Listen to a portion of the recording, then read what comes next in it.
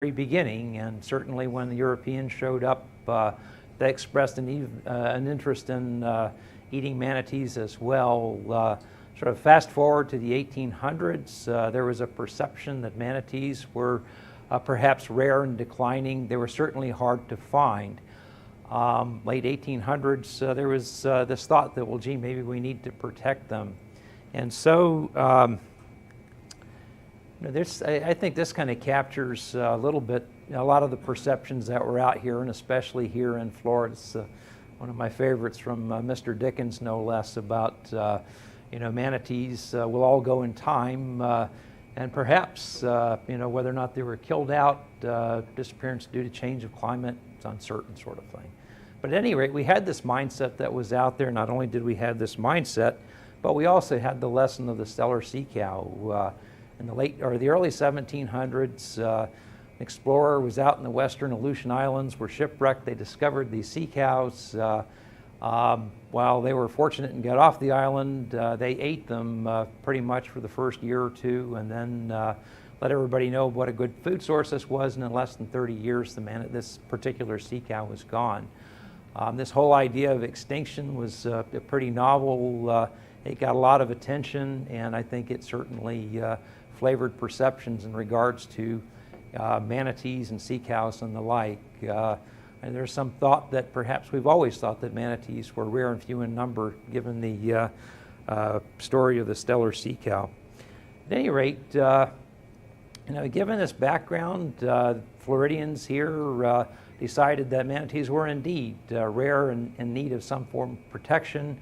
Sort of a policy developed. They went to our state legislators in the early 1890s, and sure enough, one of the first rules here in the United States to protect the natural resources came about here in our state.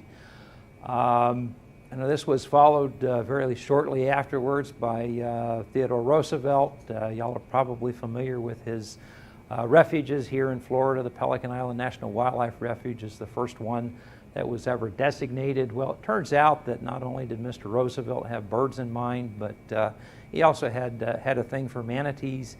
And in 1908, he created something known as the Mosquito Inlet Reservation, which was adopted to protect birds and manatees. But there was certainly several things that happened since that time. And I think from a federal standpoint, the creation of the Marine Mammal Protection Act, the Endangered Species Act, and then certainly with the state of Florida, the Manatee Sanctuary Act that was adopted in 1978. Well, so we had this idea that manatees were rare, perhaps even passing. So what do you do? I think the consensus was that, well, we need to figure out what we've got. Just how many manatees are there? Will we ever have enough to where we can say we've successfully rescued the manatee? So there were initial efforts made to try to figure out just how many manatees were out there. And quite frankly, in the early years, there was no real single focused effort to do that. I think one of the earliest references to numbers of manatees occurred during World War II, when pilots were being trained down in Miami. They discovered that you could use planes to count manatees. They were practicing takeoffs and landings, and saw manatees in Biscayne Bay.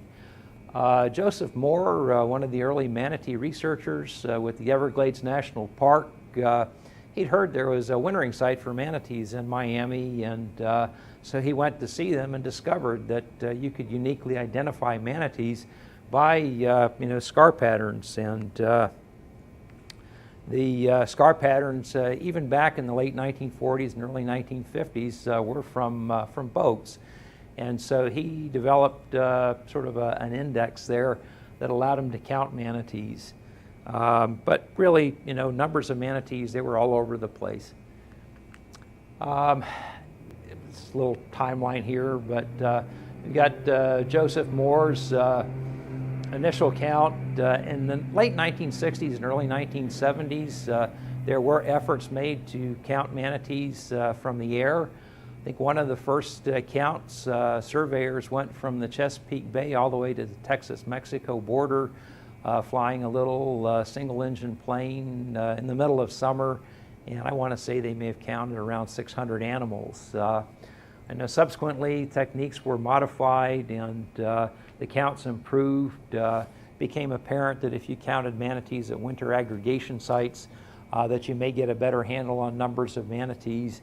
And I think the techniques, the methodology got better. You know, by 1985, we were counting 1,200 manatees. Absolutely no suggestion of trends there. I think it was an improvement in techniques.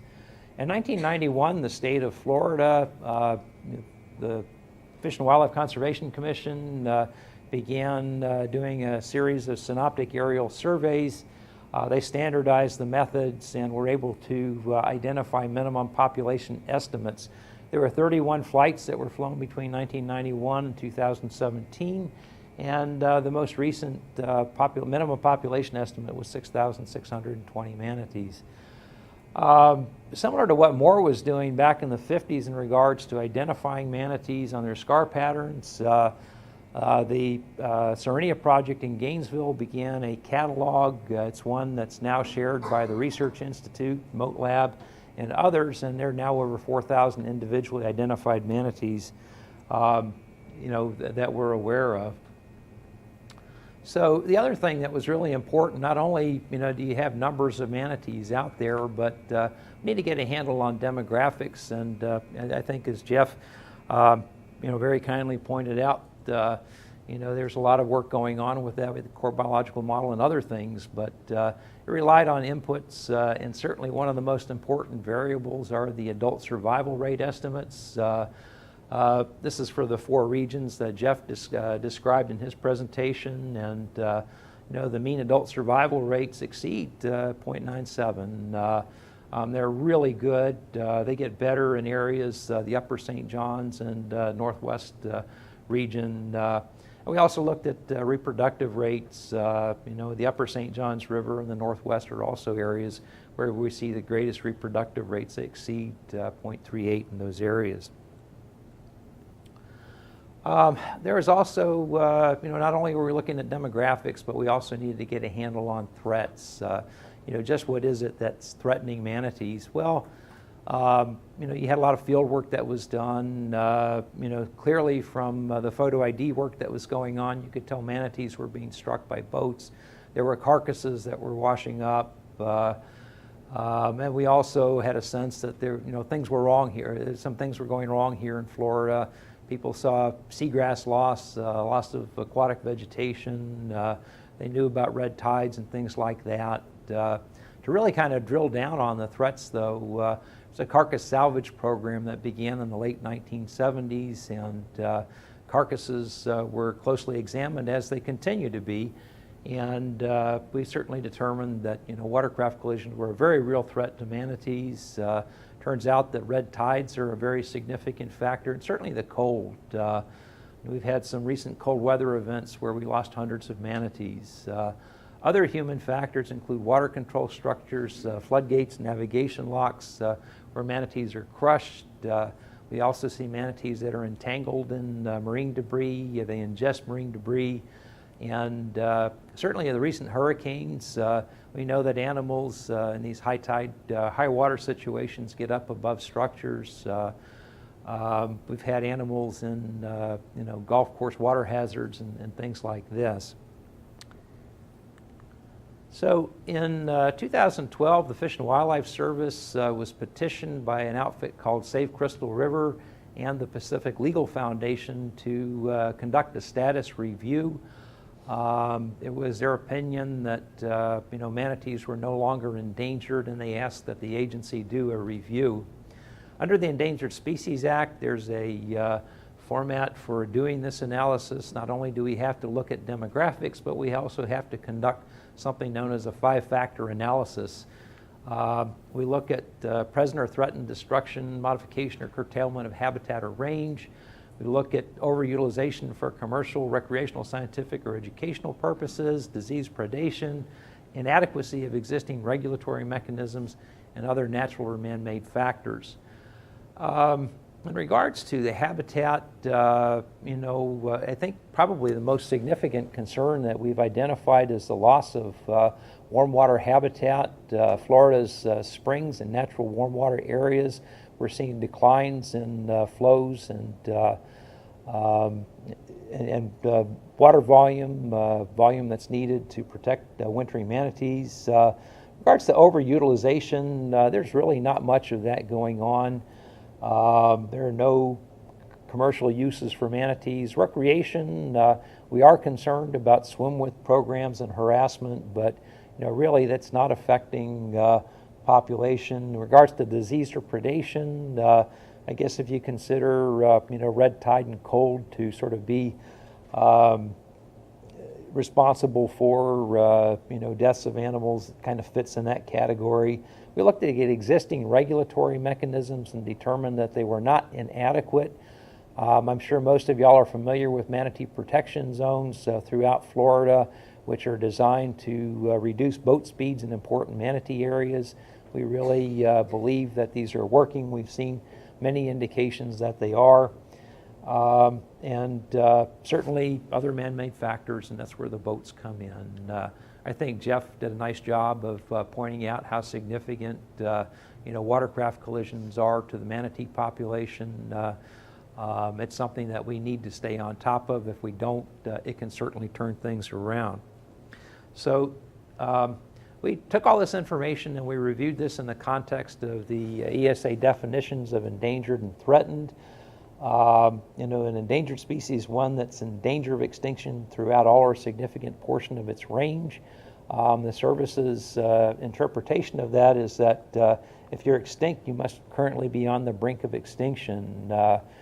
We concluded that manatees are actually a threatened species, that they are not on the brink of extinction, that there's still some very real threats out there that need to be addressed, and as a result, we reclassified the manatee from endangered to threatened.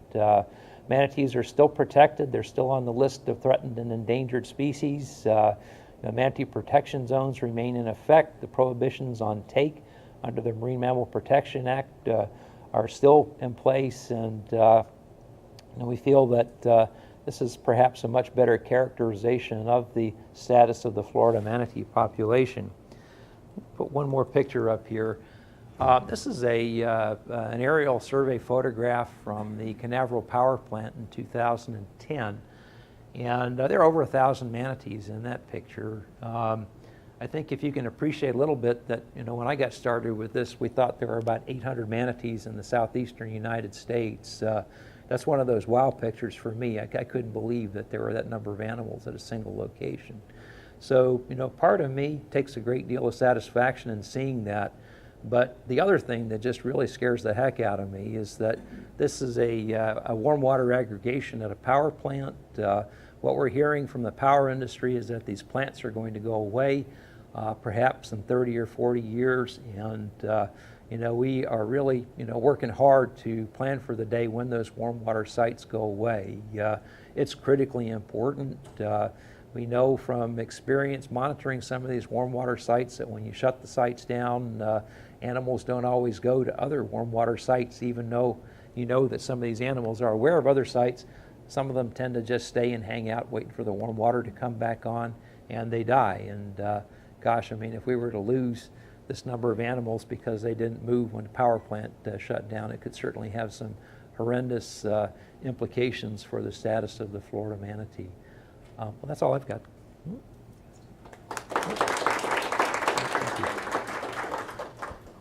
So I'm going to ask a question and see if anyone else has one. So is this a success story, the change in listing status, or is this merely a reclassification to more accurately reflect your perception of the population status? I think it's a little bit of each. I think people have been looking for many, many years for a success story.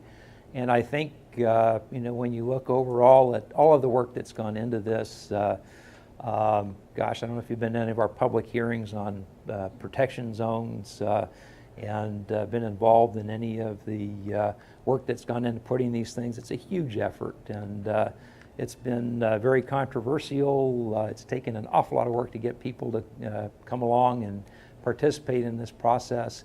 And it's great to be able to see that we've made strides in the right direction. I don't want to oversimplify it, but just looking at numbers, I mean, I think that's telling. I think it is something of a success story. In regards to it being sort of a relabeling or a rebranding, yeah, absolutely it is. Yes. Questions for Jim? I was just going to ask, when you were reviewing the portion of the Endangered Species Act that required you to look at regulatory framework and whether or not regulation was adequate, how broad was the regulation that was included? Did you include things that wouldn't have affected manatee habitat?